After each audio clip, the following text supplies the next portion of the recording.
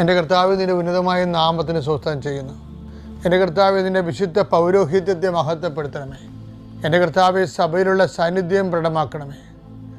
39 വർഷം അർപ്പിച്ച കൃപാന്റെ യോഗ്യതയാൽ കൃപാസ്ഥാനത്താറെ ജീവനോടെ പ്രത്യക്ഷപ്പെട്ട പരിശുദ്ധ അമ്മയുടെ മാധ്യസ്ഥതരെ ഞാൻ ഈ പ്രാർത്ഥന പങ്കെടുക്കുന്ന ഓരോ മകനെയും മകളെയും ആശീർവദിക്കുന്നു.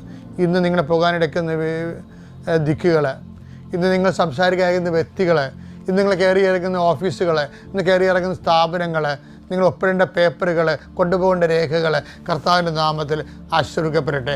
ആശുപത്രി കിടക്കുന്നവർ എത്രയും വേഗം തിരികെ വരുന്നതിന് വേണ്ടിയും രോഗം കണ്ടുപിടിക്കാത്തവർക്ക് എത്രയും വേഗം രോഗം കണ്ടുപിടിക്കുന്നതിന് വേണ്ടിയും നിങ്ങൾ ചികിത്സിക്കുന്ന ഡോക്ടറിനെ കർത്താവ് ആശീർവദിക്കട്ടെ.